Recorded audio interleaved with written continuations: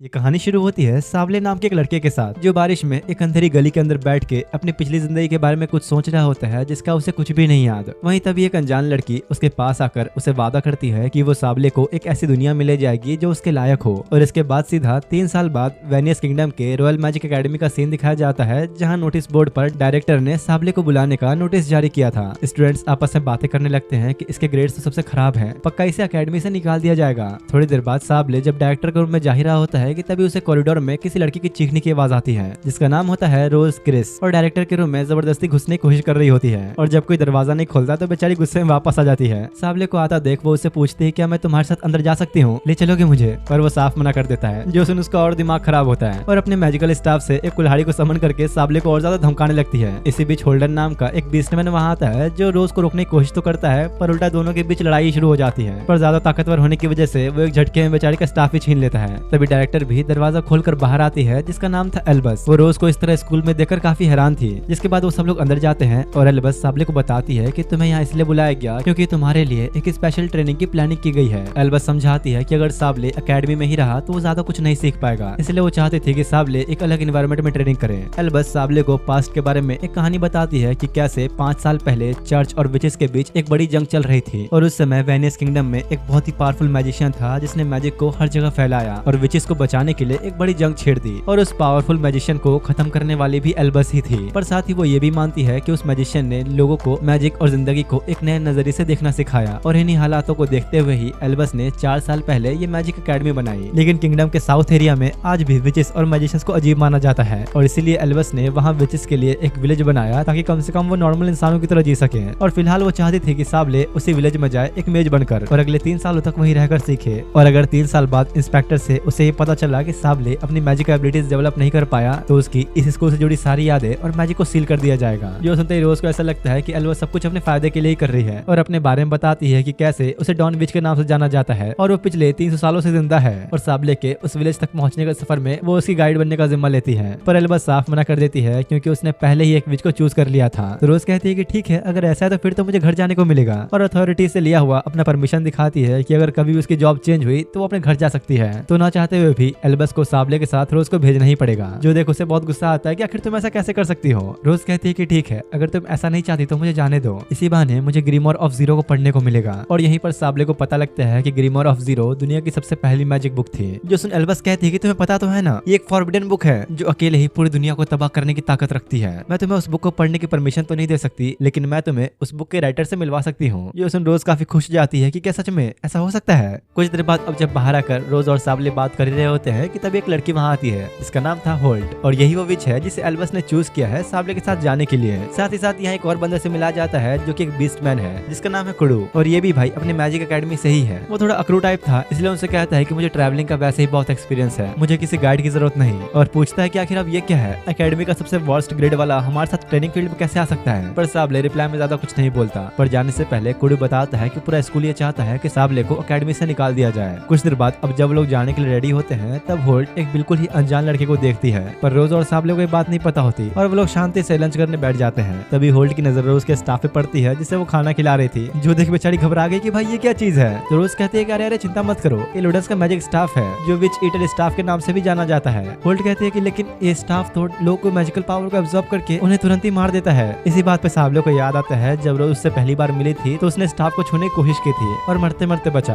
तो रोज समझाते हैं कि स्टाफ का उसके ऊपर कोई असर नहीं होता क्योंकि उन दोनों का ही एक बॉन्ड बना हुआ है। अगर वो अपना सारा मैजिक खो भी दे तब भी स्टाफ का मैजिक उसके पास ही रहेगा। लंच करने के बाद अब जब वो सब लोग बाहर निकलते हैं तो सावले को काफी बुरा फील हो रहा था क्योंकि वो काफी टाइम बाद इस तरह सफर कर रहा है, और ऊपर से बेचारे को उल्टी जैसी फीलिंग भी आ रही थी। अब कुछ घंटों बाद जब वो लोग कैंपिंग के लिए रुकते हैं तो यहाँ होल्ट सॉल्व नाम के एक स्पेल को कास्ट करती है जिससे रोशनी का एक बड़ा सा गोला बनता है। सावले हैरान होता है कि भाई तुम ये भी कर सकती हो। तब उसे समझ में आता है कि ये लड़की एकेडमी की बेस्ट स्टूडेंट्स में से एक कैसे है। वो होल्ट की तारीफ तो बहुत करता है, पर उसे साथ ही ये भी याद आता है कि वो कैसे पूरे एकेडमी के सबसे वर्स्ट स्टूडेंट है। और इसमें इतना उदास होने वाली क्या बात है, हर इंसान के पास खुश रहने का कोई ना कोई रीजन होता है। और सावले से कुछ अच्छी चीजें पूछती हैं जो भी उसके साथ हुआ, लेकिन वो मना कर देता है कि ऐसा कुछ भी नहीं है क्योंकि उसे एकेडमी ज्वाइन करने से पहले अपनी लाइफ का कुछ भी नहीं याद। उसे तो ये तक याद नहीं कि उसने एडमिशन एग्जाम कैसे दिया था, इसलिए वो खुद भी काफी परेशान था कि इस स्पेशल ट्रेनिंग में वो मैजिक सीखे तो सीखे कैसे। अगर वो नहीं सीख पाया तो एक बार फिर से उसकी सारी यादें इरेज कर दी जाएंगी। और सावले ऐसा बिल्कुल भी नहीं चाहता था क्योंकि अगर फिर से उसकी यादें चली गई तो वो अंदर से पूरी तरह टूट जाएगा। रोज जब उसे शांति से पूछती है कि आखिर वो ऐसा क्यों सोच रहा है तो सावले बताता है है कि जब भी वो अपना मैजिक करने की कोशिश करता है तो पूरी तरह आउट ऑफ कंट्रोल ही हो जाता है। अगर ऐसा है तो शायद तुम्हें कुडू की बातों पर ध्यान देना चाहिए। कुडू ने भी यही कहा था कि साबले को मेज बनने की उम्मीद छोड़ देनी चाहिए, क्योंकि वो अपने मैजिक को एक्टिवेट तो कर सकता है लेकिन कंट्रोल नहीं कर पाता और ये चीज बहुत ज्यादा खतरनाक है। तो साबले कहता है कि मैंने पिछले 3 सालों में काफी सारे स्पेल सीखे हैं, उसका क्या? तो रोज समझाती है कि जीरो से सब कुछ शुरू करना बुरा नहीं होता, जब तक तुम उसे अच्छे से सीखने की चाह नहीं रखते तब तक मैजिक कंट्रोल नहीं कर पाओगे। इधर ये लोग बैठ के अपने बातें कर रहे होते हैं और वहीं दूसरे सीन में एक अनजान आदमी को दिखाया जाता है जो कि किसी औरत से बात कर रहा था, जो बताती है कि उसने साबले के ग्रुप को ट्रैक कर लिया है। वहीं एक दूसरा आदमी बोलता है कि हमें सबसे पहले उस बीस्टमैन को मार देना चाहिए, जिसपे वो पहला आदमी काफी खुश हो जाता है और कहता है कि हाँ, विचेस और चर्च की ये जंग अभी चलती रहनी चाहिए। इधर अगली सुबह साबले और उसके साथी एक होटल में पहुंचते हैं ब्रेकफास्ट करने के लिए। रोज होल्ड को देखकर सोचती है कि आखिर ये कितना खा रही है, ऐसा लग रहा है कि तुम इसलिए अपना मैजिक कर पाती हो, और मना करते हैं कि तुम्हें थोड़ा कम खाना चाहिए, क्योंकि जब विच हंटर्स किसी पतली लड़की को ज्यादा खाते हुए देखते हैं तो उन्हें काफी शक होने लगता है, क्योंकि सिर्फ विचेस ही अपने मैजिक का यूज करने के लिए ज्यादा खाना खाती है। यहीं पर कुछ लोग आकर बताते हैं कि पिछली रात अचानक से उन पर बैंडिट्स ने अटैक किया था। होल्ड पूछती कहीं तुम्हारा सामान तो चोरी नहीं हो गया, लेकिन वो लोग बताते हैं कि नहीं, कुडू ने टाइम पर उन्हें बचा लिया और सारा सामान लेकर भाग गया।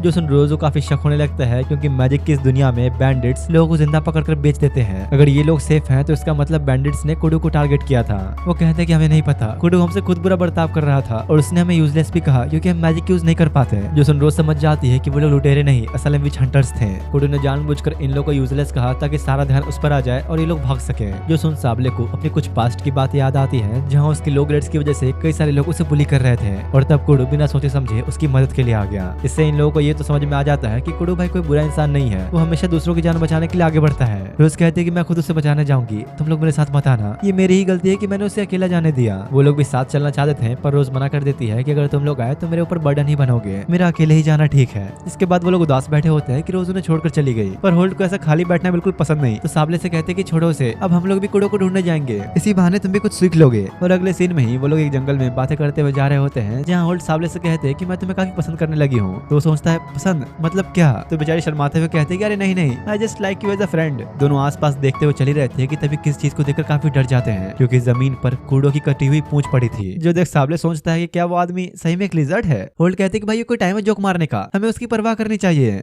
तभी नीचे साबले को 3 अलग अलग तरह के पैरों के निशान दिखते हैं। जो देख होल्ड और ज्यादा घबरा गई और सोचते ही काश कुडू वहाँ से भाग पाया हो। उसे लग रहा था कि शायद ये किसी प्रोफेशनल का काम है। वो ऐसे लोग होते हैं जो मौत की सजा से बच गए होते हैं और चर्च उन्हें रिक्रूट करता है विचेस के शिकार के लिए। इन्हें लोग एर्बिटर्स भी कहते हैं। ये विचेस और बेगुनाह लोगों को मारने से बिल्कुल भी पीछे नहीं हटते हैं। इधर लोग जंगल में कुडू की तलाश कर रहे होते हैं और वहीं दूसरी तरफ कुडू एक पेड़ के ऊपर छुपा बैठा था और नीचे उसे पकड़ने के लिए वही लुटेरे ढूंढ रहे होते हैं। लेकिन उसकी किस्मत इतनी खराब थी कि तभी एक पेड़ की डाली टूट जाती है और कुडू जाल में फंस जाता है। इधर होल्ड साबले को बताती है कि उसने बहुत पहले एक एलिवेटर को देखा था और तभी उसके पास्ट का एक फ्लैशबैक दिखाया जाता है, जहां होल्ट जब अपने दोस्त से मिलने पास के ही विलेज में गई तो वहां एक एलिवेटर ने पूरे गांव में मौजूद हर एक इंसान को जलाकर राख कर दिया था, जहां उसकी दोस्त भी मौजूद थी। उस आदमी ने होल्ट से कहा था कि अगर तुम्हें साबित नहीं कर पाए कि तुम विच नहीं हो तो तुम्हारा भी यही अंजाम होगा। जो देख डर के मारे होल्ट वहां से भाग आई। वो ये सब बता ही रही होती है कि तभी उन लोगों को दूर से एक चीख सुनाई देती है। होल्ट घबरा जाते हैं कि चलो हमें जल्दी देखना चाहिए, पर साबले को डर था कि अगर रोज ने हमें देख लिया तो बहुत गुस्सा हो जाएगी। पर हालात को देखते हुए होल्ट की बातों पर ध्यान न देके वो लोग सीधा उस आवाज की तरफ निकल पड़ते हैं। इधर कुडू भागने की कोशिश में गलती से दोबारा से एक जाल में फंस जाता है। उसके सामने खड़ा आदमी कहता है कि कोशिश बेकार है, ये जाल तुम लोगों के लिए ही बना है। कुडू उसकी बातों पर ध्यान न देते हुए उसे अंधा करने के लिए एक स्पेल कास्ट करता है और जैसे ही भागने की कोशिश करने लगा टायरेंट की स्पीड के सामने टिक नहीं पाता। वो बड़ी आसानी से ही उसे पकड़कर एक जोरदार वार करता है, जिससे कुडू जाकर सीधा पेड़ से टकरा गया और बहुत जख्मी हो जाता है। टायरेंट का ध्यान उसकी बॉडी पर जाता है, जहाँ उसकी चोटें काफी जल्दी हील हो रही थी। तो उसे लगता है कि कुडू उनके एक्सपेरिमेंट्स के लिए एक परफेक्ट सब्जेक्ट है और उठाकर अपने साथ ले जाने लगता है। इसी बीच कुडू को अपने बचपन की कुछ बातें याद आने लगती हैं, जब उसे एक पिंजरे में बंद करके सर्कस जैसे एक्सपेरिमेंट्स के लिए इस्तेमाल किया जाता था। यहाँ तक कि उसके हाथ तक काट दिए जाते थे, लेकिन क्योंकि उसमें लिजर्ड बीस्ट की जेनेटिक पावर थी तो बड़ी आसानी से खुद को रिजनरेट कर लेता और इसी वजह से हर किसी ने उसका फायदा उठाया। कुडू ने अपनी जिंदगी में बहुत ज्यादा दर्द और जुल्म सहा था और अब इन हालातों में फंसने की वजह से खुद को ही दोष देने लगता है, क्योंकि उसने एल्बस से कहकर रोज की हेल्प लेने से मना कर दिया था। अगर वो उनके साथ होता तो आज उसका यह हाल ना होता। टायरन जब कुडू को घसीट रहा होता है तो वो कुछ झाड़ू को पकड़ने की कोशिश करता है, लेकिन टायरन अपने हैमर से उसके हाथों को ही कुचल देता है। कुडू फिर भी हार नहीं मानता और अपने दांतों से पकड़ने की कोशिश करता है। जो देख टायरन दोबारा ही उस पर वार करने वाला था कि तभी रोज की एंट्री होती है। टायरन की बिल्कुल फट गई होती है कि भाई ये यहाँ कैसे, और जैसे ही भागने की कोशिश कर ही रहा होता है कि तभी रोज उस पर एक साथ बहुत सारे अटैक्स बरसा देती है और कहती है कि देखो अभी तुम्हारे पास मौका है, अगर यहाँ से चले गए तो मैं तुम्हारी जान बख्श दूंगी। लेकिन इसी बीच साबले और होल्ट भी वहाँ पहुंच गए होते हैं और टायरन मौके का फायदा उठाते हुए साबले को ही पकड़ लेता है। उसका चेहरा देख होल्ट भी समझ जाती है कि यही वो है जिसने उसके दोस्त और गाँव वालों को जिंदा जला दिया था। टायरन अब साबले का गला दबाना शुरू कर देता है और रोज से अपने स्टाफ को छोड़ने के लिए कहता है, वरना वो साबले को यही मार देगा। और हालात को देखते हुए मजबूरन उसे भी स्टाफ छोड़ना ही पड़ता है। जो देखते ही टायरन उस पर एक मैजिकल क्लॉथ फेंक कर साबले को उसमें लपेटने के लिए कहता है और रोज से पूछता है कि मुझे सच बताओ, तुम चर्च की तरफ से आई हो ना? मुझे ये अच्छी तरह से पता है कि तुम्हें मैजिक एकेडमी में एक टीचर बनाकर भेजा गया था ताकि तुम एंटी विच ऑर्गेनाइजेशन के जासूस बन सको। इसी बीच अचानक होल्ट किसी वजह से रोने लगती है और तब उसके पास का एक छोटा सीन दिखाया जाता है जहाँ वो बताती है कि सालों पहले जब उसके सर पर सींग उगाए थे तो लोग उसे शैतान की बेटी कहकर बुलाते थे, और जब हर कोई उसे इस बात पर जलील करा करता तो होल्ट की माँ हमेशा उसका साथ देती और कहते कि चिंता मत करो, गॉड हमेशा तुम्हारी हेल्प करेंगे, बस कभी हार मत मानना। लेकिन कुछ टाइम बाद चर्च वालों ने उसके सींग को ही काट कर हटा दिया और उसे एक जासूस बनाकर मैजिक एकेडमी में भेज दिया। होल्ट ने भी उनकी बात मानते हुए काफी दिनों तक ऐसा ही किया और एकेडमी में अच्छे ग्रेड्स भी लाती। लेकिन फिर एक दिन जब एल्बस ने उसे बताया कि मेज आर्मी उसे अपने साथ रिक्रूट करना चाहती है तो वो काफी घबरा गई, क्योंकि उसने अब तक सबसे अपना सच छुपा रखा था। उसे बिल्कुल भी समझ नहीं आ रहा होता कि उन्हें सच बताया या फिर नहीं। पर फिर कुछ टाइम बाद उसे एल्बस ने वही 3 साल के ट्रेनिंग प्रोग्राम के बारे में बताया जिसमें साबले को भेजा जा रहा है, और तब उसे साबले और रोज से मिलने का मौका मिला। लेकिन जिस दिन उसने दोबारा उस मिस्टीरियस आदमी को देखा तो वो समझ गई कि चर्च अपने हंटर्स को दोबारा भेज चुका है। उस वक्त उसे बिल्कुल भी समझ नहीं आ रहा था कि वो क्या करे। अगर वो अब भी चर्च का साथ देती तो अपने साथियों को ही धोखा दे देती। इसलिए एक दिन होल्ट ने अपने खाने में ही थोड़ा सा पॉइजन मिला दिया था ताकि उनको आगे बढ़ने में थोड़ा और वक्त लग जाए। लेकिन वो सारा खाना साबले ने ही खा लिया था और इसी वजह से वो रास्ते में काफी ज्यादा बीमारी पड़ गया। होल्ट भले ही एक जासूस थी लेकिन वो किसी को बुरा नहीं चाहती थी। उसे बिल्कुल भी अंदाजा नहीं था कि वो विच हंटर कुडू के ग्रुप पर ही हमला कर देगा, और अब एक तरह से आखिर में उसने सबको फंसा दिया। तो साबले कहता है चिंता मत करो, इसमें तुम्हारी कोई गलती नहीं। पर होल्ट से सब और सहन नहीं हो रहा था और उसने चर्च के खिलाफ जाने का फैसला कर लिया था। वो अपने बैग से कुडू की टेल निकालकर फ्लैगिस नाम का एक स्पेल कास्ट करते हुए सीधा टायरन पर अटैक करती है, जिसे वो अपने एक मैजिकल क्लोथ से ब्लॉक कर लेता है जो किसी भी तरह के मैजिकल अटैक को ब्लॉक कर सकता था। टायरन कहता है तो आखिर में तुमने हमें भी धोखा दिया, अब तुम चर्च के लिए किसी काम की नहीं रही, तो अगर मैं अब तुम्हें मार भी दूं तो कोई फर्क नहीं पड़ेगा। इसी बीच साबले की नजर स्टाफ के ऊपर पड़ती है जो नीचे गिरा पड़ा था, और तभी उस स्टाफ में से एक अजीब सी आवाज आने लगी जो साबले को उसे यूज करने के लिए कह रही होती है, जिसके अगले पल साबले की आंखों में एक अलग ही जुनून आ गया और जाके सीधा उस मैजिकल स्टाफ को उठा लेता है। और अगर तुम लोग को ये बात याद हो तो मैं बता दूं, रोज के अलावा स्टाफ को और कोई भी नहीं छू सकता, वरना वो तुरंत ही मारा जाएगा। लेकिन जैसे ही साबले स्टाफ उठाता है एक डार्क ब्लैक ऑरा उन सबके आसपास फैलने लगता है और सब कुछ पूरी तरह से ढक देता है। और अब इसके कुछ देर बाद जब साबले होश में आया तो होल्ट काफी ज्यादा खुश होती है क्योंकि साबले स्टाफ को छूने के बाद भी जिंदा था। स्टाफ के अंदर से उस डार्क ऑरा के रिलीज होने की वजह से वो एल्बिटर भी मारा गया। गुस्से में रोज साबले को डांटती है कि तुमने आखिर ऐसा किया ही क्यों, तुमने स्टाफ को छुआ ही क्यों, तुम मर सकते थे। साथ ही साथ वो कुडू को भी लपेट देती है क्योंकि ये सब उसकी वजह से हुआ। अगर उसने रोज को अपना गाइड बनने दिया होता तो ये सब ना होता। वो इतने गुस्से में थे कि साबले, कुडू, होल्ट और स्टाफ को भी डांट देती है साबले को इस तरह बहकाने के लिए, और सजा के तौर पर स्टाफ का मैजिक एक दिन के लिए सील कर देती है। शाम होने पर जब वो सब लोग होटल की तरफ जा रहे होते हैं तब साबले रोज से पूछता है कि आखिर बात क्या है, मैं स्टाफ लूडर्स को छूने के बाद मरा क्यों नहीं। तो रोज बताती है कि इसकी वजह ये है क्योंकि तुम्हारे पास बहुत ज्यादा पावर है, इतना ज्यादा मैजिक कि तुमने स्टाफ के भी मैजिक पावर को एब्जॉर्ब कर लिया। जो सुनकर हर कोई हैरान होता है कि ऐसा कैसे हो सकता है, इस लड़के के पास इतनी ज्यादा पावर। लेकिन रोज के लिए इससे भी हैरानी वाली बात ये थी कि साबले का मैजिक इनफाइनाइट है और अब उसके स्टाफ का सारा मैजिक एब्जॉर्ब करने के बाद वो पूरी तरह से शांत हो चुका है। इसलिए रोज थोड़ी परेशान होती है क्योंकि वो अब तक अपने स्टाफ लूडन के मैजिक पर जिंदा रहती आ रही थी। पिछले 300 सालों से वो हमेशा उसके साथ था, पर अब क्योंकि उसका सारा मैजिक ही जा चुका है तो उसे ये भी नहीं पता कि वो कब तक जिंदा रह पाएगी। जिसके बाद वो लोग थोड़ा मस्ती करते हैं और कुडू कहता है कि देखो ये सब तो ठीक है, पर अब तुम लोग जरा मेरी कटी हुई पूंछ ला के दो, मुझे वो जोड़ना भी है। जोसन होल्ट को याद आता है कि अच्छा वो टेल, वो तो मैंने अपने मैजिक में यूज कर लिया। जोसन बेचारा गुस्से में ही पागल हो जाता है कि भाई ये क्या किया, कटी हुई पूंछ को भी नहीं छोड़ा। अब रात होने पर जब साबले को नींद नहीं आ रही होती है तो वो बैठकर तारों की तरफ देख रहा होता है। तभी होल्ट साबले के लिए कुछ गरम गरम ड्रिंक्स लेकर आती है और पूछती है क्या मैं यहाँ पर बैठ सकती हूँ। और अब तक जो भी कुछ उन लोगों के साथ हुआ वो दोनों इसी बारे में बात करने लगते हैं, जहाँ होल्ट बताती है मेरे इरादे कभी भी तुम लोगों को टायरन तक पहुँचाने के नहीं थे, मैं किसी को भी धोखा नहीं देना चाहती थी, मैं बस तुम्हारी हेल्प करना चाहती थी। तो साबले कहता है कि हाँ मैं जानता हूँ, इसमें तुम्हारी कोई गलती नहीं। इसी बीच अचानक होल्ट अपनी कैप उतारकर साबले का हाथ पकड़कर उसे अपना बचा हुआ सींग छूने के लिए कहती है। उसे पूरी जिंदगी बस झूठी बोला गया कि अगर उसे अपने रूह को शुद्ध करना है तो उसे चर्च के लिए ही सेवा करनी होगी। साथ ही वो एक छोटी सी कविता पढ़ना शुरू कर देती है जो उसने चर्च में सीखा था। यहाँ पर वो काफी सारी बातें बताती है कि कैसे एक बीस्ट वॉरियर और एक विच के मारे जाने के बाद बीस्ट की सोल के पास विचेस के साथ जुड़ने के अलावा और कोई भी रास्ता नहीं होता, और इस तरह वो दोनों आपस में जुड़ जाते हैं। इसी वजह से जब ऐसी विच का वंश आगे बढ़ता है जिनके साथ कोई बीस्ट जुड़ गया हो तो उनका होने वाला हर बच्चा आधा बीस्ट पैदा होता है, और ऐसा ही कुछ हुआ था होल्ट की मदर के साथ, इसलिए वो भी एक आधी बीस्ट है। और ये सब कुछ बताते हुए साबले का शुक्रिया अदा करती है क्योंकि साबले ने उसे समझा और आसपास का मूवमेंट इतना अच्छा बन चुका था कि होल्ट डायरेक्ट साबले को किसी कर देती है, पर भाई साबले को तो जैसे कुछ फील ही नहीं हुआ, तो होल्ट उसे जल्दी सोने के लिए कहकर चली जाती है।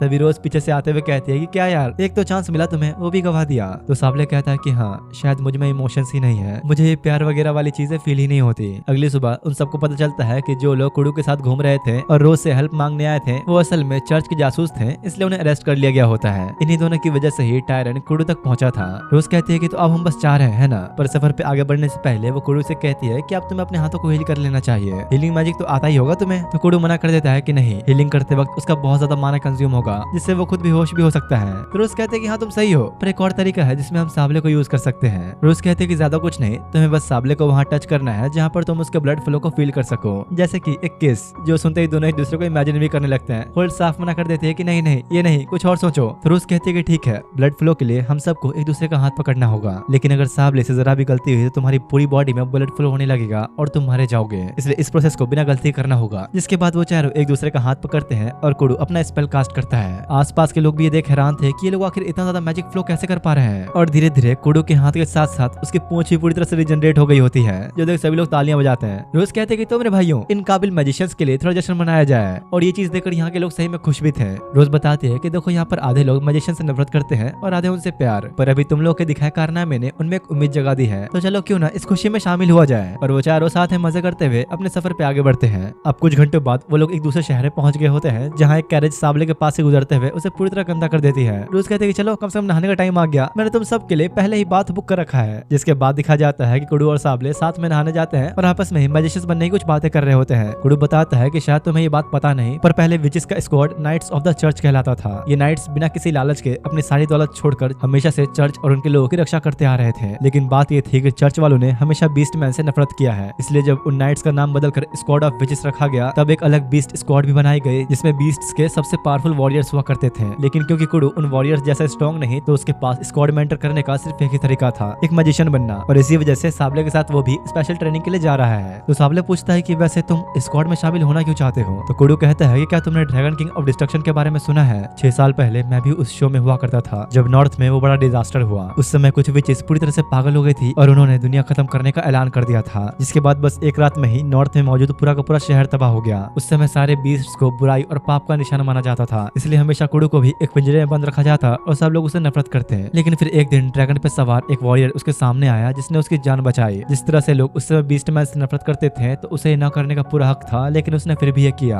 और सिर्फ उस वॉरियर की वजह से ही विचेस के साथ समझौता हो पाया। जिसके बाद चर्च की और मैजिशियंस की आर्मी अलग अलग बढ़ गई और उस वॉरियर को ड्रैगन किंग के नाम से बुलाया जाने लगा, जो कि शांति का सिंबल बन गया। इसलिए कुडू ने भी फैसला कर लिया कि वो उस वॉरियर जैसा ही बनेगा, और बस यही वजह है कि कुडू बीस्ट स्क्वाड में जाना चाहता है, ताकि एक दिन उस वॉरियर जैसा बन सके। कुडू कहता है कि देखो मैंने अपना तो बता दिया, पर अब तुम बताओ तुम एक मैजिशियन क्यों बनना चाहते हो। पर इससे पहले कि साबले कुछ बोलता, अचानक रोज उनके सामने आ जाती है, जो लिटरली बिना कपड़ों के थी, जो देख दोनों ही बेचारे शर्म के मारे लाल हो जाते हैं। तो रोज कहते हैं इसमें शर्माने वाली क्या बात है, जहाँ तक मुझे याद है 100 साल पहले तक तो लड़के और लड़कियां एक ही जगह पर नहाते थे, वो तो अब जाके सब इतना बदल गया है। लेकिन लगता है मुझे बिना कपड़ों के देख के तुम लोग को काफी ज्यादा दिक्कत हो रही है। दोनों बेचारे शर्म से इतने लाल हो चुके थे कि मजबूरन उन्हें अपनी इज्जत बचा के वहाँ से निकलना ही पड़ता है। पर जैसे वो बाहर निकलते हैं, यहाँ एक और कांड हो जाता है। होल्ट उनके सामने खड़ी होती है। बाकी तो तुम लोग देख के समझ ही सकते हो क्या कांड हुआ है, मुझे बताने की जरूरत तो नहीं पड़ेगी। होल्ट पहले तो नहीं डरती, पर कुछ देर बाद साबले को देखकर डर जाती है। अब तुम लोग इतने समझदार तो हो गए कि वो क्यों डरी। जिसके बाद एक बार फिर से वो लोग अपना सफर कंटिन्यू करते हैं, जहाँ रास्ते में वो लोग कई अलग अलग जगहों से गुजरते हैं, और कई सारे शहरों में तो रोज इतनी फेमस थी कि हर कोई उसे जानता था, और जंगलों में मजे करने के लिए काफी सारे जगहों के बारे में रोज पहले से जानती थी, जहाँ वो हर कुछ दिन में उन्हें लेके जाया करती। इन्हीं जंगलों में घूमते फिरते ही रोज साबले और बाकियों को शिकार करने के काफी सारे तरीके भी सिखाती, जिसकी वजह से पहली बार साबले खुश होता है, क्योंकि जो चीजें उसने पिछले 3 सालों में एकेडमी में रहकर भी नहीं करी, वो अब वो कर पा रहा है। रोज के साथ रहकर हर किसी को इतना सेफ फील हो रहा था कि होल्ट उससे कहते हैं कि तुम तो बिल्कुल एक मॉम जैसी हो, हर वक्त हमारा ख्याल रखती हो, क्या बकवास कर रहे हो, मैंने ऐसा कुछ नहीं किया। तभी कुडू पूछता है कि वैसे जब ये मिशन पूरा हो जाएगा और तुम हमारी गाइड नहीं रहोगी, तो फिर तुम क्या करोगी। तो रोज जवाब देती है कि अगर ऐसा होगा तो मैं विच ऑफ मडी डार्कनेस से मिलने जाऊंगी, जो उसे देख कुडू बहुत हैरान होता है, क्योंकि रोज जिससे मिलना चाहती थी वो वही विच है जिसने मैजिक को बनाया है, और उसी ने ग्रीमोर ऑफ जीरो दुनिया की सबसे पहली मैजिक बुक लिखी थी। रोज कहते कि ज्यादा कुछ नहीं, जब मैं उनसे मिलूंगी तो बस मैं उनसे बैठ के बातें करूंगी, क्योंकि पिछले 300 सालों से बस ऐसे जिंदा रहना उसके लिए काफी बोरिंग हो चुका है, और अब इतना जी लेने के बाद उसे ये आम लोगों की जिंदगी बिल्कुल ही बेकार लगने लगी है। रोज फिलहाल अपनी लाइफ से इतनी बोर हो चुकी थी कि उसे बस हर चीज में एंटरटेनमेंट चाहिए। लास्ट बार उसे अच्छा खासा मजा तब आया था जब सालों पहले नॉर्थ में विचेस ने डिस्ट्रक्शन करके कई शहरों को बर्बाद किया था, और इसलिए उसे कुछ तगड़ा करने में मजा आता है। उसकी ऐसी सोच को देखकर साबले को छोड़कर सबको ऐसा लगता लगता है कि लड़की की थोड़ी पागल है, क्योंकि साबले ने अब तक जितना वक्त रोज के साथ बिताया वो उसे काफी अच्छी लगी। वो लोग बात कर ही रहे होते हैं कि इसी बीच एक छोटा सा बच्चा भागते हुए आता है और उन्हें भी भागने के लिए कहता है, जो देख वो लोग भी उसके पीछे पीछे जाकर एक पेड़ के पीछे छुप जाते हैं और वो लड़का आसपास एक प्रोटेक्शन शील्ड बना देता है जिससे वो सब के सब इनविजिबल हो गए थे। और तभी सामने से एक बीस्ट मैन जिसका नाम यही है पीठ पर एक तलवार लटकाए हुए उनकी तरफ ही आ रहा होता है और उस लड़के को बुलाते हुए कहता है कि छुपने का कोई फायदा नहीं, अभी भी वक्त है, सामने आ जाओ। उसे पेड़ के पीछे छुपे साबले और बाकी सबकी प्रेजेंस फील हो गई थी, इसलिए जाके सीधा अचानक से उस पेड़ को 2 हिस्सों में काट डालता है जिससे उस लड़के की इनविजिबल शील्ड भी हट जाती है और बाकी सब भी सामने आ गए होते हैं। और फिलहाल वो सभी उसके सामने थे तो वो लोग चाह के भी कुछ नहीं कर सकते। लेकिन अचानक ही रोज उसका ध्यान भटकाते हुए पीछे से आकर अपने स्टाफ से वार करती है, लेकिन इसका भी कोई फायदा नहीं होता। उस बीस्टमैन के रिफ्लेक्सेस इतने तेज थे कि वो बड़ी आसानी से ही ब्लॉक कर लेता है, पर फिर भी इससे बाकी लोगों को भागने के लिए थोड़ा टाइम मिल जाता है। लेकिन इससे पहले कि रोज उसके साथ अपनी लड़ाई शुरू करती वो अपनी तलवार रख देता है और बताता है कि वो एक मर्सनरी है जो अच्छी तरह से जानता है कि कौन सी लड़ाई वो जीत सकता है और कौन सी नहीं। अगर सीधे सीधे बोला जाए तो रोज की पावर्स को देख के उसकी इतनी फट गई है कि उसने हार ही मान ली है और चुपचाप जाने की सोचता है कि तभी रोज रोक लेती है, तुम इतनी आसानी से नहीं जा सकते, तुम्हें जिंदा छोड़ने की मेरे पास कोई वजह नहीं है। जो सुन वो बीस्टमैन अपनी पूंछ दिखाता है। रोज समझ जाती है कि एक सिग्नल है उन सब के लिए, अगर उन लोगों ने दोबारा इस पर अटैक किया तो इसके बाकी साथी भी मदद के लिए आ जाएंगे। यही कहता है कि मेरी दुश्मनी तुमसे नहीं है, मेरा काम है बस उस लड़के के साथ विलेज पहुंचना, तुम्हारे बाकी वो फील्ड स्टूडेंट्स तो भाग गए, क्या मैं सही हूँ? तुम उन्हें वही ले जा रही थी। यही रोज के स्टाफ का नाम भी जानता था, जो सुनकर वो काफी हैरान होती है और पूछती है कि आखिर तुम मेरे बारे में इतना सब कुछ कैसे जानते हो, पर वो बिना कोई जवाब दिए चुपचाप चला जाता है। दूसरी तरफ साबले, कुडू और होल्ट उस बच्चे को लेकर उसके विलेज पहुंचते हैं जहाँ उसके डैड रहा करते हैं और जब उसे अपने बेटे से पता लगता है कि ये तीनों ही मैजिशियंस है तो काफी हैरान होता है।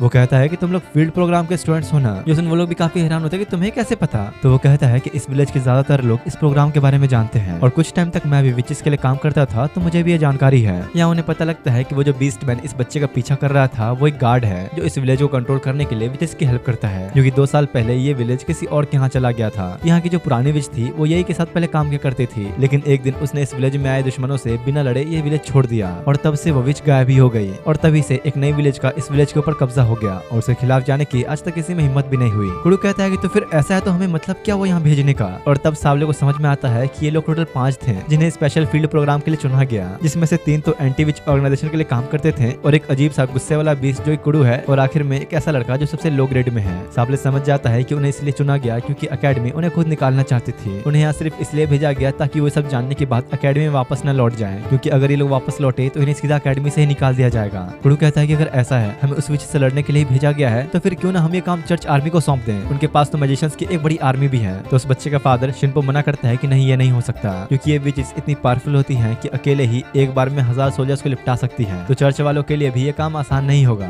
जो सुन वो लोग भी काफी घबरा गए होते हैं, लेकिन तभी इतने में पीछे से रोज आते हुए कहती है कि आखिर तुमने इस इंसान में भरोसा कैसे कर लिया, इसकी बातें भला तुम्हें इतनी सच क्यों लग रही है, जैसे मुझे ही देख लो, लोग मुझे एक प्यारी सी बच्ची समझते हैं पर मैं क्या क्या कर सकती हूँ वो कोई नहीं जानता। रोज को इस आदमी पर बिल्कुल भी भरोसा इसलिए नहीं था क्योंकि जब यही ने उन पर हमला किया तो वो खुद रोज के बारे में भी अच्छे से जानता था कि वो कैसे स्टूडेंट्स को स्पेशल फील्ड प्रोग्राम में ले जा रही है, तो मैं ये कैसे मान लूं कि तुम उस बीस्टमैन के साथ नहीं मिले हुए। रोज कहती है कि ऐसा भी तो हो सकता है कि वो विच हंटर जिसने हम पे हमला किया था वो कभी मरा ही ना हो और उसने वापस चर्च जाकर हमारे बारे में सब कुछ बता दिया हो। रोज कहती है कि देखो मैं चाहूँ तो तुम्हें भी मार सकती हूँ, पर अगर तुम चाहते हो कि मैं तुम पे विश्वास करूँ तो मुझे पूरा विलेज दिखाओ, यहाँ के लोगों को देखकर मैं सच का पता लगा लूंगी। इसके बाद चर्च का प्रीस्ट उन्हें विलेज में लेकर आता है जहाँ लियोस अपने फादर से भी मिलता है। और अगर तुम लोग थोड़े कंफ्यूज हो तो मैं बता दूं कि यही है फील्ड प्रोग्राम विलेज जहाँ इन सभी को आना था। प्रीस्ट कहता है कि पता नहीं क्यों इन बच्चों को मुझ पर शक हो रहा है, तो लियोस का फादर कहता है कि हाँ तुम दिखते भी थोड़े वैसे ही हो। जिसके बाद वो बच्चा लियोस उन लोगों को विलेज में घुमाता है और बताता है कि जब वो पैदा हुआ था तो इस विलेज की पुरानी विच ने उस पर एक स्पेल यूज किया था और तब से ही वो इस विलेज के लिए सबसे इंपॉर्टेंट बन चुका है। यहाँ तक कि वो बैरियर भी जो उसने बीस्टमैन से छुपने के लिए बनाया था वो भी उसने पुरानी विच से ही सीखा था, जो कि रोज भी सोचती है कि हाँ वो सच में काफी दमदार था। उन्हें ये सुनकर काफी हैरानी होती है कि जिस विच को यहाँ के लोग सबसे ज्यादा मानते थे वो बिना लड़े आखिर भाग क्यों गई। इसी बीच रोज नोटिस करती है कि विलेज में काफी सारे लोग उनसे छुप रहे हैं। वो समझ नहीं पाती कि आखिर ये गाँव इतना शांत क्यों है, कोई आसपास दिख क्यों नहीं रहा। अब थोड़ी देर बाद वो लोग एक होटल में आराम करने के लिए पहुंचते हैं जहाँ बाहर कुछ लोग लटके हुए थे, जो देख वो लोग भी काफी डर जाते हैं। तो लियोस का फादर बताता है कि नहीं ये असल में पुतले हैं जो उन सब लोगों को रिप्रेजेंट करते हैं जो कभी इस गांव में रहा करते थे। इस पर होल्ट पूछते कि रहा करते थे मतलब अभी वो लोग है कहाँ। तो वो कहता है कि नहीं ऐसा नहीं है कि विच और बीस्टमैन इतने बुरे लोग हैं, बस हमारी नई विच ने यहाँ पर डॉल्स इसलिए लगाई है ताकि कोई इस विलेज से भागने की कोशिश न करे। जब तक वो लोग शांति से यहाँ रहेंगे तब तक उनके साथ सब कुछ ठीक रहेगा।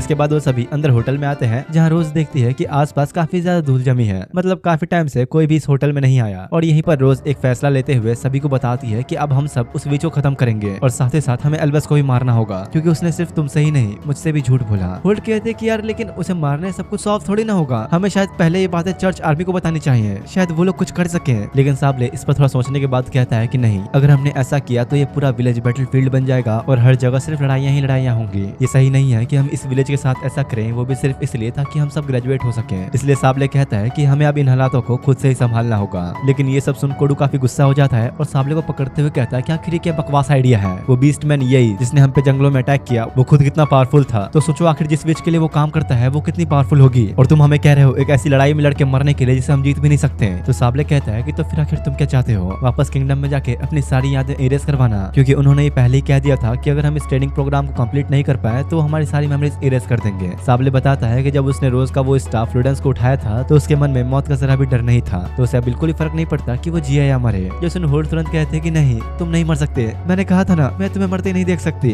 तो साबले पूछता है कि आखिर क्यों। जो सुनते ही होल्ट रोते हुए चली जाती है, क्योंकि साबले के दिल में उसके लिए जरा भी फीलिंग्स नहीं थी। साबले रोकने की कोशिश करता है तो रोज कहते हैं कि आखिर आप क्या फायदा, तुम कभी उसकी फीलिंग्स समझ नहीं सकते। गुरु कहता है क्या तुम भूल गए, हम सभी दोस्त हैं और वो लड़की तुम्हें इस तरह कुत्ते की मौत मरते हुए देखना नहीं चाहती, पर तुम शायद एक दोस्त का मतलब कभी समझ नहीं पाओगे। पर साबले ज्यादा बिना कुछ सोचे होल्ट से माफी मांगने चला जाता है। तो इस तरफ होल्ट चर्च में बैठी रोते हुए परेड कर रही होती है कि तभी पीछे से एक छोटी सी लड़की आती है जिसका नाम था लिली, जो बस यहाँ सफाई करती है। होल्ट के पूछने पर वो कहती है कि मैंने बस यहाँ पर किसी के रोने की आवाज सुनी इसलिए मैं आ गई, पर मैं ये जानकर हैरान हूँ कि मैजिशियंस भी गॉड पर विश्वास करते हैं, क्योंकि अब इस दुनिया में नॉर्मल तो बिल्कुल भी नहीं है कि मैजिशियंस गॉड पर विश्वास रखें। पर तभी अचानक वहाँ चर्च का फादर आ जाता है। इधर दूसरी तरफ कोडो रोज से पूछ रहा होता है कि हमारे जीतने के आखिर कितने चांसेस हैं। तो रोज कहते हैं कि पता नहीं, शायद 0। अगर हम जीत नहीं सकते तो लड़ने का क्या फायदा। तो रोज कहती है कि वो इसलिए लड़ना चाहती है क्योंकि इन सब चीजों में ही उसे मजा आता है, और क्योंकि पिछले 3-4 दिनों से वो उन लोगों के लिए बिल्कुल एक टीचर की तरह बन चुकी है, तो चाहे कुछ भी हो वो अपने स्टूडेंट्स को नुकसान नहीं पहुंचने देगी। रोज साफ कह देती है कि अगर तुम लोगों को बचाने के लिए मुझे अपनी जान भी देनी पड़े तो मैं पीछे नहीं हटूंगी। इधर लिली फादर के आते ही चर्च से भाग जाती है, क्योंकि उन्होंने उसे बाहर आने से मना किया था। होल्ट कहते कि मैं तो रो रही थी इसलिए वो मेरे पास आई, उसे कुछ मत कहना। तो फादर पूछता है क्या तुम इन हालातों में हो कि दूसरों की फिक्र करो, मैंने सुना कि कैसे तुम्हारी अपनी दोस्त के साथ ही लड़ाई हुई, तो खुद की छोड़कर तुम भला किसी और की परवाह क्यों कर रही हो। होल्ट जवाब देने की सोचती है कि तभी उसे रियलाइज होता है कि शायद उसने कुछ गलती कर दिया, क्योंकि साबले तो बस उसकी फीलिंग्स समझ नहीं पाया, तो इसमें उतना उदास होने वाली कोई बात तो है नहीं। इसलिए होल्ट वापस जाके उसे बात करने का सोचती है, पर इससे पहले कि वो आगे बढ़ती चर्च का फादर एक वेपन निकाल लेता है और उससे कहता है कि आखिर तुम इतनी पागल क्यों हो, अपने पागल साथियों के चक्कर में एक ऐसे विलेज में जाना चाहती हो जहाँ सिर्फ विच का कंट्रोल है। होल्ट उसके वेपन पे लगा सिंबल देख के समझ जाती है कि ये आदमी उसी चर्च के लिए काम करता है जिसके लिए वो अकेडमी में जासूस बन के आई थी, और होल्ट से कहता है कि तुम्हें कभी चर्च से अलग नहीं होना चाहिए था। मैं अच्छी तरह से जानता हूँ कि तुमने चर्च को धोखा दिया,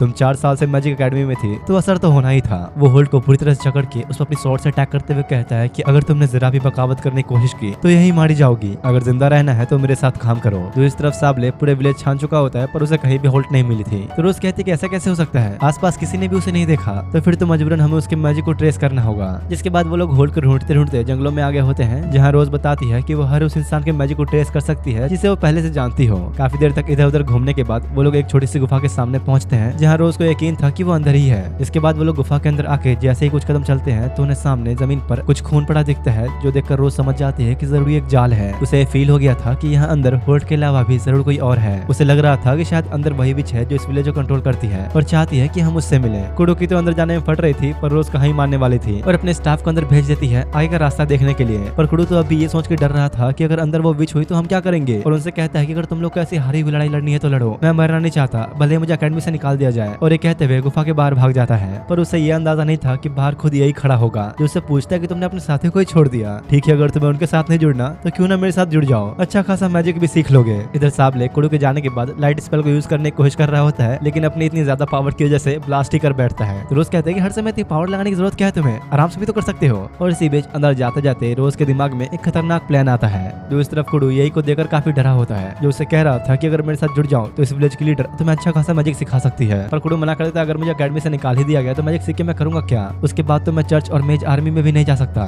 यही कहता है कि देखो अगर तुम्हें उसमें ही जाना है तो मैं तुम्हें बड़ी आसानी से भेज सकता हूँ, तुम्हें बस एक विच के साथ ब्लड कॉन्ट्रैक्ट बनाना होगा। जो सुनते ही कुडो को गुफा के अंदर पड़ा खून याद आता है और उसे पूछता है कि आखिर तुमने होल्ट के साथ क्या किया, मुझे पहले ये बताओ कि होल्ट है कहाँ। अरे अच्छा वो लड़की, उसे तो मैंने मार दिया और मजे से खा भी लिया, पर अब क्योंकि कुडो ने उसका ऑफर ठुकरा दिया तो वो कहता है कि तुम यहाँ से जा सकते हो, तब तक मैं तुम्हारे उन बच्चे कुछ दोस्तों को लिपटा देता हूँ। पर होल्ट के बारे में सुनकर कुडो का गुस्सा आपस से बाहर जा चुका था और उससे कहता है कि अंदर जाने से पहले मुझसे तो लड़ लो। जोसन यही भी एक्साइटमेंट में कहता है कि अरे वाह, मुझे लगा नहीं था कि तुम जैसा कोई डरपोक भी मुझसे लड़ने की हिम्मत करेगा। इधर साबले और रोज अब भी गुफा के अंदर चलते जा रहे होते हैं, पर उन्हें अब तक कुछ नहीं दिखा होता। तो रोज कहते हैं कि हो सकता है कि शायद वो विच हमारे साथ समझौता करना चाहती है, क्योंकि साबले के पास इनफाइनाइट मैजिक है और ऊपर से वो एक मैजिक स्टूडेंट भी है, इसलिए साफ सी बात है कि कोई भी विच उसके पास आना नहीं चाहेगी। अचानक तभी चलते चलते साबले के दिल में कुछ होता है और वहीं पर नीचे गिर जाता है। होल्ड के पूछने पर वो कहता है कुछ नहीं, शायद मुझे कुछ याद आने लगा था। होल्ड कहते हैं कि देखो आगे बहुत ज्यादा खतरा है, तो यहाँ से भागने में कोई बुराई नहीं। पर रोज ये भी जानती थी कि साबले ऐसा कुछ नहीं करेगा, इसलिए उससे पूछती है कि अगर मैं तुम्हारे खिलाफ हो जाऊँ तो क्या तभी तुम रोज को बचाना चाहोगे? तो साबले कहता है कि हाँ, क्योंकि होल्ड मेरी फ्रेंड है, और सिर्फ वो नहीं, अगर तुम भी मुश्किल में हुई तो मैं तुम्हारे लिए भी ऐसा ही करूंगा। जो सुनकर रोज थोड़ा शर्मा गई होती है, पर इससे पहले कि वो आगे बढ़ते हैं, कुछ टेंटिकल्स आकर साबले को पकड़ के उसे गुफा के अंदर बने एक गेट के अंदर खींच लेते हैं। होल्ड जैसे उसे रोकने की कोशिश करती है, पीछे से प्रीस्ट आकर उसे लात मारते हुए उसे दरवाजे के अंदर फेंक देता है और जाते हुए कहता है कि मैंने तुम्हें कहा था ना, जब तुम्हें मुझ पर शक हुआ तो उसी वक्त मार देना चाहिए था। और अंदर साबले और रोज के सामने वही विच खड़ी होती है जो उनको यहाँ तक लेकर आई। जिसके बाद सीधा वही सीन दिखाया जाता है जहां साबले 3 साल पहले अपनी सारी मेमोरीज खोकर एक गली में उदास बैठा था, और तब उसके पास एक लड़की आई थी। और भाई ये वही विच है जो अभी इस वक्त इनके सामने खड़ी है। वो साबले की तरफ हाथ बढ़ाते हुए कहती है कि आ जाओ, काफी समय से मैं तुम्हारे इंतजार में थी। पर रोज आगे बढ़ते हुए साबले को दूर रहने के लिए कहती है, क्योंकि ये लड़की बहुत खतरनाक है। पर इससे पहले कि वो कुछ कर पाती, वो विच सिर्फ अपने एक उंगली से ही उसे दूर फेंक देती है। क्या मजाक है, जो खुद ढंग से मैजिक तक यूज नहीं कर सकती वो खुद को एक विच कहती है। और साबले से कहते हैं कि मुझे खुद शर्मिंदगी हो रही है कि तुम इसके साथ अब तक रह रहे थे। वो साबले को बताती है कि अब तक वो सिर्फ उसका इंतजार कर रही थी, वो सबसे अलग है। और होल्ड का खून से सना हुआ कपड़ा उसके सामने फेंकते हुए बताती है कि मेरे बीस्टमैन ने उसे खा लिया। तुम्हें एल्बस से वापस पाने के लिए मैंने बहुत लंबा सफर तय किया है, यहाँ तक कि मैंने इस पूरे विलेज पर कब्जा किया है, वो भी सिर्फ तुम्हारे इंतजार में, क्योंकि एल्बस ने सालों पहले तुम्हें मुझसे छीन लिया था। और यहीं पर एकदम से साबले को अपनी कुछ पुरानी बातें याद आने लगती है। और यहाँ मैं बता दूं कि इस विच का नाम है जीरो, जो साबले से कहती है कि अगर तुम मेरे साथ चले तो तुम्हें एक ऐसी दुनिया मिलेगी जहाँ तुम हमेशा खुश रह सको, जो दुनिया तुम्हारे लिए परफेक्ट हो, जहाँ तुम्हें हमेशा मेरा प्यार मिलेगा। तो साबले शांत होकर उसे सवाल पूछता है कि आखिर एक परफेक्ट दुनिया होती कैसी है, क्या वहाँ भी दोस्त होते हैं? दरअसल यार यहाँ पर साबले अपने सारे एक्सपीरियंसेस बताने लगता है कि कैसे वो अब तक कितना खुश था। सीधे शब्दों में वो जीरो को साफ मना कर देता है कि मुझे ऐसी किसी दुनिया की जरूरत नहीं, मैं बस अभी रोज को बचाना चाहता हूँ। साबले सब बोल ही रहा होता है कि तभी रोज उठकर उसे किस कर लेती है। और हाँ, तुम लोग इससे कुछ प्यार व्यार वाला मामला मत समझना, रोज ने बस साबले को उसकी मैजिकल पावर्स लेने के लिए किस किया, जिसकी वजह से वो अपनी पावर को फुल पोटेंशियल पे यूज कर सकती थी। और रोज एक बहुत ही पावरफुल बीस्ट स्पेल कास्ट करती है, जो देख साबले भी हैरान होता है कि तुम अब ये कर सकती हो।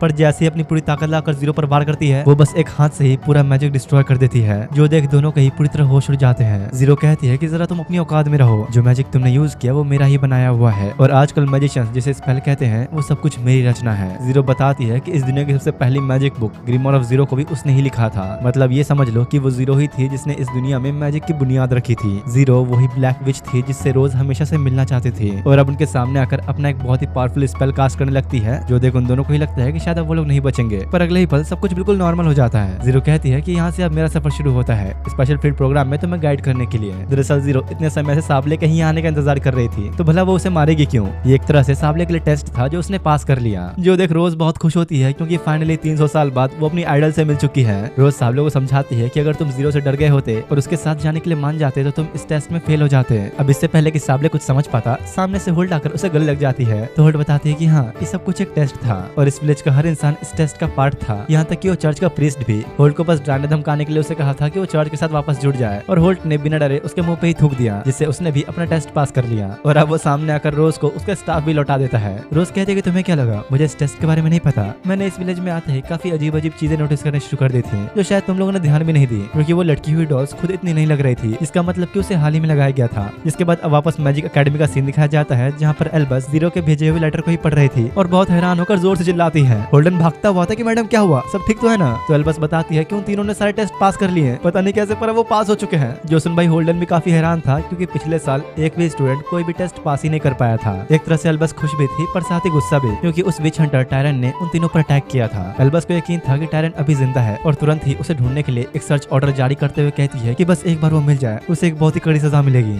इधर यहाँ विलेज में साबले और उसके ग्रुप की एक वेलकम पार्टी रखी जाती है, जहाँ पर सभी लोग काफी एंजॉय करते हैं, और अब इन्हें समझ में आता है कि गांव के सभी लोगों को तब तक छुपना था जब तक इनका टेस्ट पास न हो जाए। रोज कहते क्या बकवास है, ढंग से तो प्लान कर लेते, मुझे तो पहले ही सब पता लग गया था। कुछ देर बाद अब जीरो उन तीनों को बताती है कि पहले हमारा प्लान था तुम लोग को एक्सपेल कर देना, यानी एकेडमी से निकाल देना, क्योंकि देखा जाए तो साबले के साथ मिलकर तुम्हारी पावर्स इतनी बढ़ जाएंगी कि तुम एक बार में पूरा वर्ल्ड डिस्ट्रॉय कर सकते हो। इसलिए हम इस टेस्ट के लिए सिर्फ उन्हीं स्टूडेंट्स को चुनते हैं जिनके पास काफी पोटेंशियल होता है, ये चेक करने के लिए कि उनके मन में कोई बुराई है या नहीं। अगर वो टेस्ट में फेल होते तो उन्हें एकेडमी से हमेशा के लिए निकाल दिया जाता। जीरो होल्ड को बताती है कि तुम्हारे अंदर इतना पोटेंशियल है कि सिर्फ अगले 10 साल में तुम इतनी ताकत हासिल कर लोगी कि सिर्फ एक ही बार में 1000 सोल्जर्स को मारकर गिरा सकती हो। साथ ही वो कुडू की तारीफ करते हुए भी कहती है कि तुम सच में काफी इंटेलिजेंट हो। अगर तुम अपने दिमाग और अपने हीलिंग मैजिक का, जिसे बुक ऑफ प्रोटेक्शन भी कहा जाता है, सही से इस्तेमाल करोगे तो एक इमॉर्टल मेज ही बन सकते हो। और आखिर में साबले से कहती है कि तुम्हारे पास तो इनफाइनाइट मैजिक है, तुम इन सब में सबसे ज्यादा जीने वाले मेज बनोगे। अगर वो अपनी एबिलिटीज और स्पेल्स को लगातार इंप्रूव करता रहा तो एक टाइम पर आके वो एक ऐसा इमॉर्टल बीइंग बन सकता है जिसे कोई नहीं रोक सकता। इसके बाद अब जीरो स्पेशल ट्रेनिंग प्रोग्राम के बारे में बताते हुए कहती है कि उनमें से हर एक को अब एक शॉप संभालनी होगी और यही उनकी ट्रेनिंग का पहला हिस्सा है। उनके पास बस 3 दिन है ये सोचने के लिए कि वो किस टाइप की शॉप खोलेंगे। जिसके बाद अब वो सभी एक साथ बैठ के डिनर कर रहे होते हैं, जहाँ पर होल्ड पूछती है कि यहाँ पर वो छोटी बच्ची लिली नहीं दिख रही। तो प्रीस्ट कहता है कि यहाँ कोई छोटी बच्ची नहीं है, जिस बच्ची को तुमने चर्च में देखा उसका नाम लिली है और वो 20 साल की है। होल्ड हैरान होते है कि भाई वो हाइट में तो मुझसे भी छोटी है, क्या सच में उसकी एज इतनी है? प्रीस्ट कहता है कि हाँ, पर मैं तुम्हें उसे किसी और दिन मिलवाऊंगा। खाना पीना हो जाने के बाद वो लोग अपने होटल की तरफ जा रहे होते हैं और यही सोच रहे होते हैं कि आखिर हम लोग कौन सी शॉप खोलेंगे। पर इसी बीच उनकी नजर आसमान पर जाती है जहाँ पर विलेज में ही एक ड्रैगन उड़ रहा था। वो लोग जैसे अब उसे देखने के लिए जाते हैं तो यहाँ पर और कोई नहीं बल्कि वही हीरो किंग ऑफ ड्रैगन था, जिससे कुडू सालों पहले मिला था। और उतरते ही वो सबसे पहले साबले, होल्ट और कुडू के बारे में पूछता है और उन्हें एक लेटर देते हुए बताता है कि एकेडमी की तरफ से है तुम लोग के लिए। इसी बीच जीरो भी आ गई थी और कहते कि अरे वाह, तो ड्रैगन किंग हमारे विलेज में, आखिर कैसे? तो वो कहता है कि ज्यादा खुश मत हो, मैं बस इन बच्चों को एक इंपॉर्टेंट लेटर पहुंचाने आया था। अब जब वो लोग अपना अपना लेटर पढ़ते हैं तो पता चलता है कि उन्हें इस विच विलेज में एक स्पेशल स्टूडेंट्स के रूप में असाइन किया गया है और साथ ही साथ उन लोगों की सारी मैजिकल लिमिट्स को भी अनलॉक कर दिया गया है। इसी के साथ पार्ट 1 यहीं पर एंड होता है। अगर तुम लोग इससे अगले पार्ट में इंटरेस्टेड हो तो कम से कम 300 कमेंट्स तो कर ही दो। बाकी जब तक तुम लोग स्क्रीन पे आ रहे ये वाले एनिमेज भी देख सकते हो। मिलते हैं उसी वीडियो में।